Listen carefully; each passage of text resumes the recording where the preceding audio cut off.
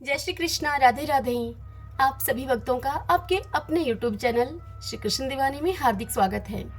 आज आप सुन रहे हैं जेठ मास महात्म्य का 28 और 29वां अध्याय।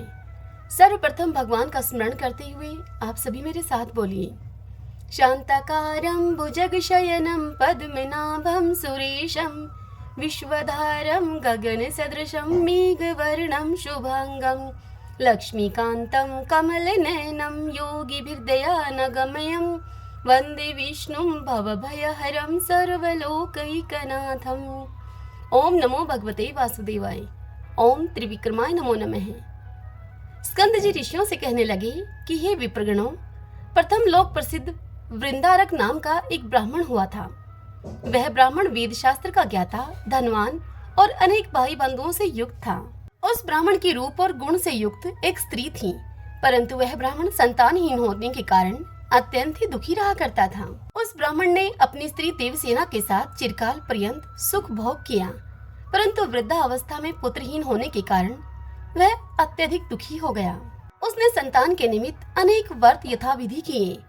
जब वृद्धा अवस्था तक भी उस ब्राह्मण के कोई संतान नहीं हुई, तो वह अपने प्राण त्याग करने के निमित्त बड़े भारी गहन वन में चला गया। वन में जाकर उस ब्राह्मण ने भोजन और निद्रा का त्याग कर दिया।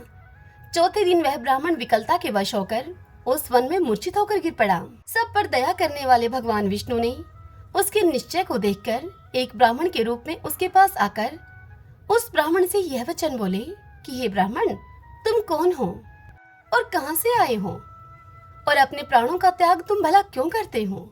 यह सुनकर उस वृंदारक ब्राह्मण के रूप को धारण करके आए हुए भगवान से अपना सारा वृतांत कह सुनाया। सारा वृतांत सुनने के बाद भगवान उसे कहने लगे कि हे ब्राह्मण, तुम अपने घर को जाओ। जो व्रत अब मैं तुमको बतलाता हूँ, तुम उस व्रत को करना। ज्येष्ठ मास के आने पर जितेंद्रिय होकर प्रतिदिन सूर्योदय के समय तुम स्नान करो। 1 मास तक ब्रह्मचारी रहकर हविष्यान भोजन करो। त्रिविक्रम भगवान का पूजन तथा दही और चावल का नैवेद्य अर्पण करो। वृक्षों तथा ब्राह्मणों के घर में जल का दान करो। हे द्विज, इस उपाय के करने से अवश्य ही तुमको पुत्र की प्राप्ति होगी। उस वृंदारक ब्राह्मण से यह कहकर वह ब्राह्मण रूपधारी भगवान अंतर्ध्यान हो गए। तब उस वृंदारक ब्राह्मण ने वन में मिले हुए उस ब्राह्मण को भगवान विष्णु का रूप मानकर अपने घर पर आकर उन ब्राह्मण के बताए कथन के अनुसार अपनी स्त्री के सहित व्रत करने को तत्पर हुआ और प्रतिदिन प्रातःकाल स्नान करने लगा। किसी समय दैवयोग से सरस्वती नदी के तट पर उसने एक व्याघ्र को देखा। वृक्षों के झुंड से निकलकर वह अत्यंत भूखा व्याघ्र वृंदारक ब्राह्मण के समीप आया और उस व्याघ्र को आया हुआ देखकर वृंदारक ब्राह्मण ने जल पात्र को उसके ऊपर फेंक दिया और जल बिंदु के स्पर्श से वह व्याघ्र दिव्य देहधारी हो गया। तदंतर वह प्रसन्न आत्मा व्याघ्र कहने लगा उस वृंदारक ब्राह्मण से कि हे ब्राह्मण, आपके दर्शन से मैं धन्य हो गया हूँ।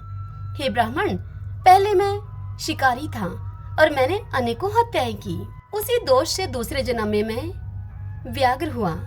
आज उस दोष से युक्त मैं आपके दर्शन मात्र से मुक्त हो गया हूँ। और फिर कहने लगा कि हे भद्र, आप क्या पुण्य कर्म करते हैं? वह पुण्य कृपा करके आप मुझको दीजिए। व्याघ्र के ऐसा कहने पर वृंदारक ब्राह्मण ने ज्येष्ठ मास के कृत पुण्य को उस व्याघ्र को अर्पण कर दिया। वृंदारक ब्राह्मण के ऐसा करने से वह व्याघ्र ज्येष्ठ मास स्नान कृत पुण्य के प्रभाव से स्वर्गलोक को गया। उसके पश्चात वृंदारक ब्राह्मण ने फिर उस व्रत को किया और उस मास व्रत के प्रभाव से उसे महान तेजस्वी पुत्र उत्पन्न हुआ।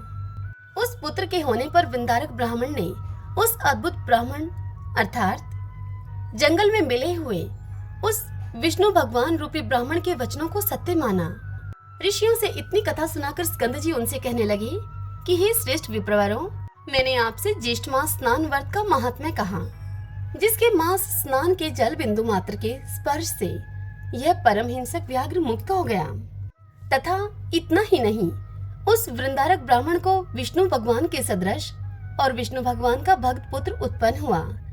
अब आपकी क्या सुनने की इच्छा है, सो आप मुझसे कहिए।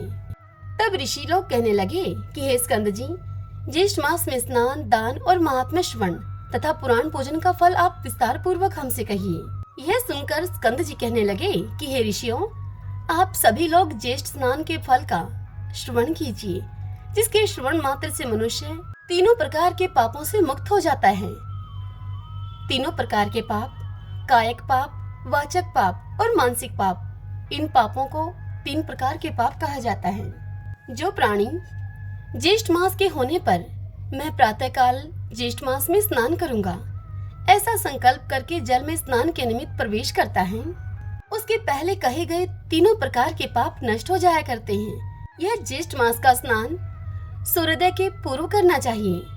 ज्येष्ठ मास में सूर्योदय से लेकर आधा पहर पर्यंत जहाँ कहीं भी जल में गंगा आदि सभी तीर्थ वास करते हैं, इसीलिए सूर्योदय से लेकर आधा पहर के पूर्व स्नान कर लेना चाहिए। आधा पहर के पश्चात स्नानहीन दैव से उपहत जनों को वे तीर्थ श्राप देते हैं, इसीलिए ज्येष्ठ मास में श्रेष्ठ जनों को स्नान करना चाहिए।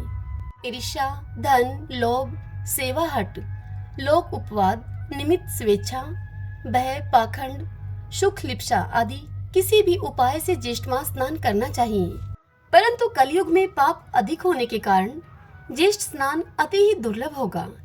ज्येष्ठ मास स्नान के श्रेष्ठ फल से डरकर यमराज ने इसको गुप्त रखने के निमित्त भगवान से प्रार्थना की और विष्णु भगवान की आज्ञा से इस ज्येष्ठ मास के स्नान को गुप्त रखा है।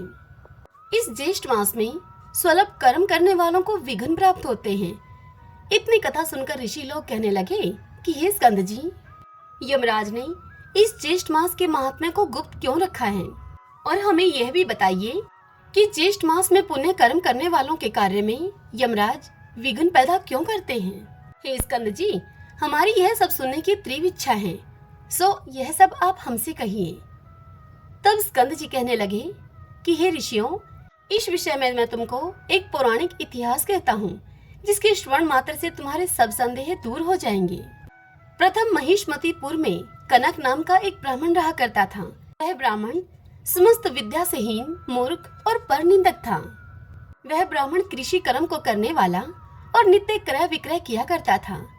वह ब्राह्मण और भी अनेकों प्रकार के व्यवसायों से अपने कुटुंब का उदर पूर्ण करता था, अर्थात अपने परिवार का पालन पोषण किया करता था। इस पर भी उस दुरात्मा कुटुंबी को तृप्ति नहीं हुई और उसने उदर पूर्ति के निमित्त मार्ग में पथिकों का वध करना आरंभ कर दिया। फिर भी उसको तृप्ति नहीं हुई तो उस ब्राह्मण ने द्विजाधम ने चोरी करना भी आरंभ कर दिया। इसी प्रकार वह नीच ब्राह्मण महिष्मतीपुरी में रहता हुआ इस प्रकार के कर्म को किया करता था। एक दिन उसको चोरी करते हुए देखकर ग्रामवासियों ने उसको पकड़ लिया तथा उस ब्राह्मण को बांधकर खूब मारा और फिर ग्राम से उसे बाहर निकाल दिया। कुछ दिनों तक तो वह ब्राह्मण ग्राम के पास ही एक वन में जाकर रहने लगा और रात्रि को घर में आकर पुनः वन में चला जाता और वन में पशुओं का वध करके वह निर्दयी ब्राह्मण उन पशुओं के मांस को खा जाता था।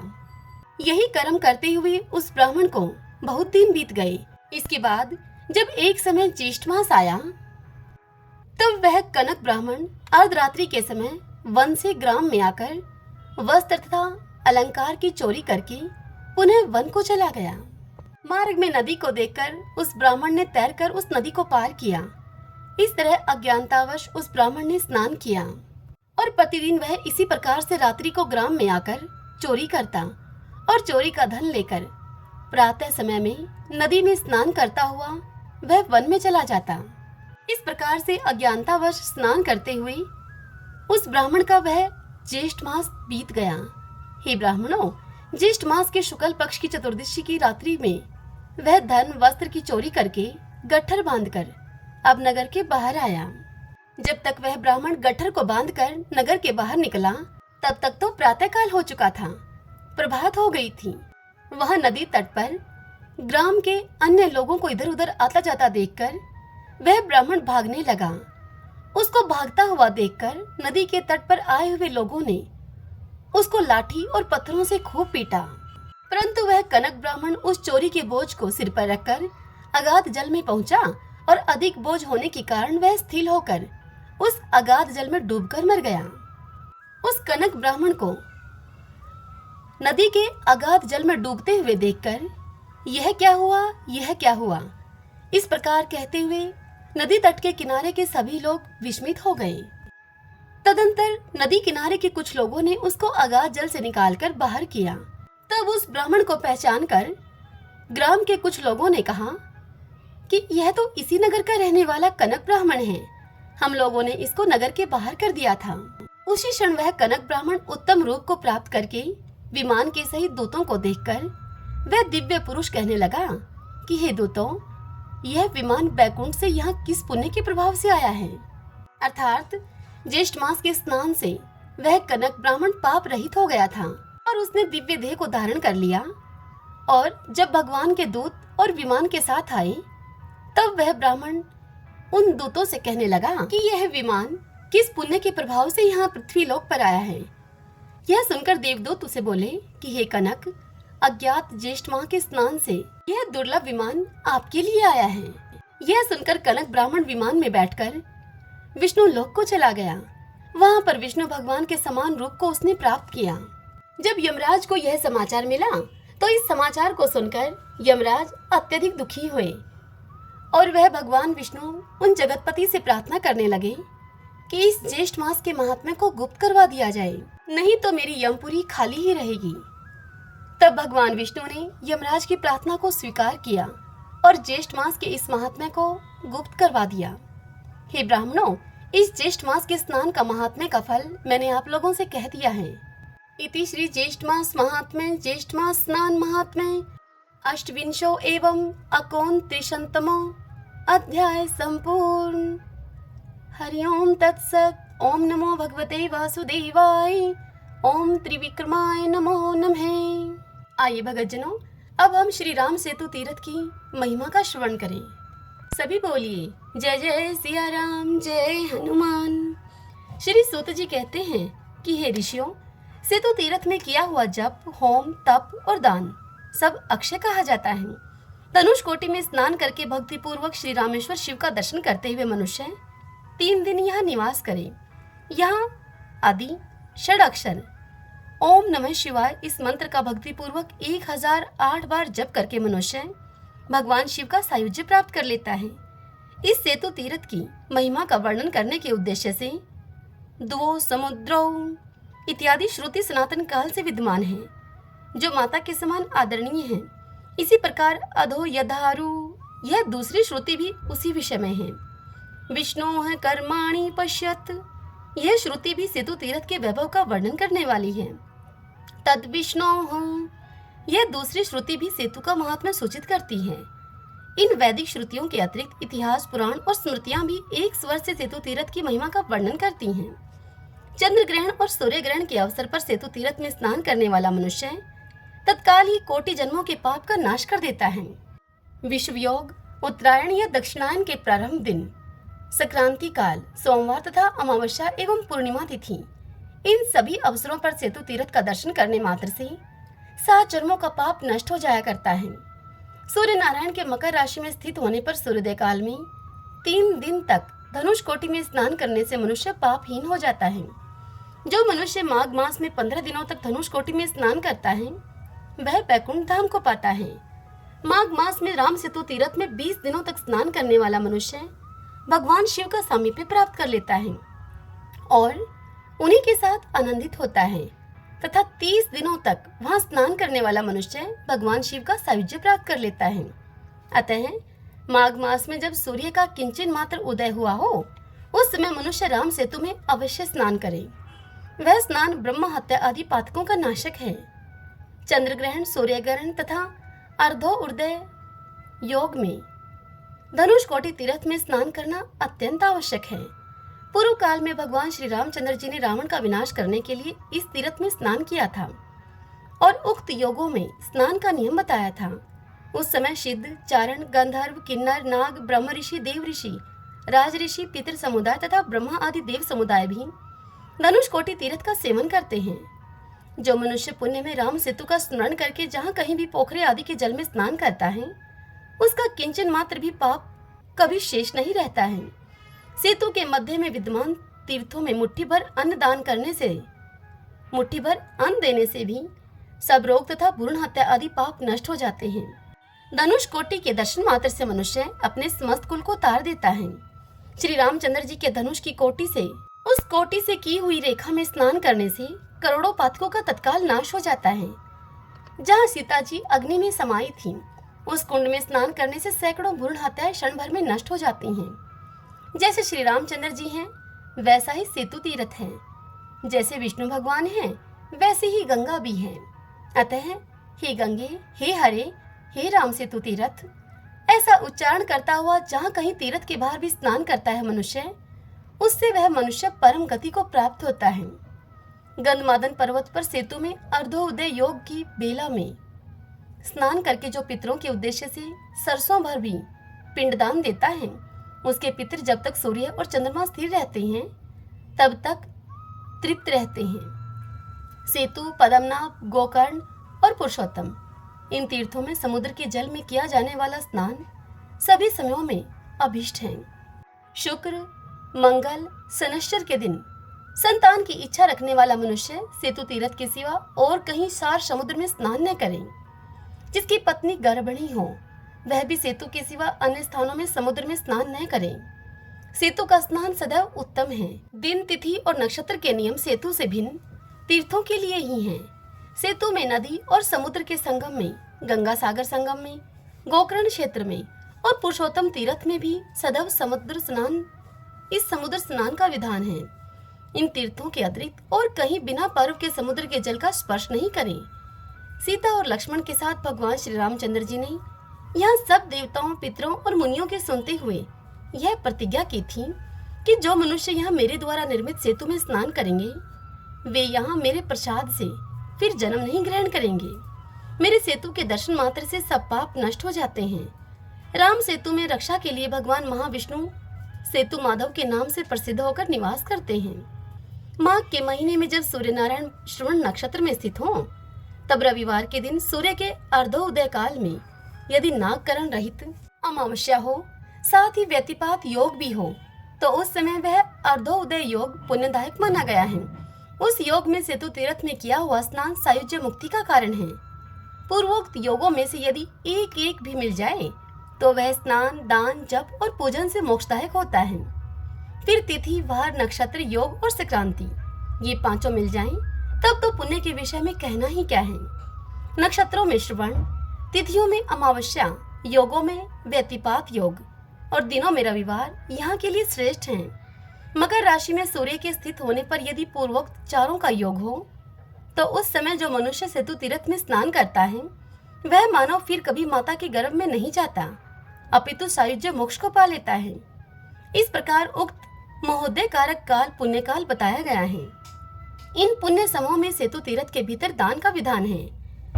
जिस ब्राह्मण में सदाचार, तप, वेद, वेदांत श्रवण, श्री विष्णु आदि की पूजा तथा पुराणार्थ प्रवचन की शक्ति हो, वह दान का उत्तम पात्र बताया गया है। यदि सेतु तीर्थ में सुपात्र ब्राह्मण मिल जाए तो उसी को दान देना चाहिए। फल को चाहने वाले पुरुषों के लिए उचित है कि वे अधम पात्र के लिए दान न दें। एक समय राजा दिलीप ने ऋषि वशिष्ठ जी से पूछा कि हे पुरोहित जी, दान किसको देने चाहिए, यह यथार्थ रूप से बतलाइए। हरिओम तत्सत। आइए भगतजनों, अब हम प्रभु संकीर्तन करते हुए कथा के समापन की ओर चलें। राम सिया राम जय जय राम, राम सिया राम जय जय राम। मंगल भवन अमंगल हारी, दबहु सुदशरथ अजर बिहारी। राम सिया राम जय जय राम, राम सिया राम जय जय राम। होई है वही जो राम रच राखा, को कर तरफ बढ़ाए शाखा। राम सिया राम जय जय राम, राम सिया राम जय जय राम। धीरज धर्म मित्र अरु नारी, आपद काल परखियो चारी। राम सिया राम जय जय राम, राम सिया राम जय जय राम। जही के जही पर सत्य स्नेहु सोते ही मिलयन कछु संदेहु। राम सिया राम जय जय राम। राम सिया राम जय जय राम। जाकी रही भावना जैसी प्रभु मूर्ति देखी तिन्ह तैसी। राम सिया राम जय जय राम। राम सिया राम जय जय राम। हरि अनंत हरि कथा अनंता कहि सुनहि बहुविधि सब संता। राम सिया राम जय जय राम। राम सिया राम जय जय राम। रघुकुल रीत सदा चली आई प्राण जाए पर वचन न जाई। राम सिया राम जय जय राम। राम सिया राम जय जय राम।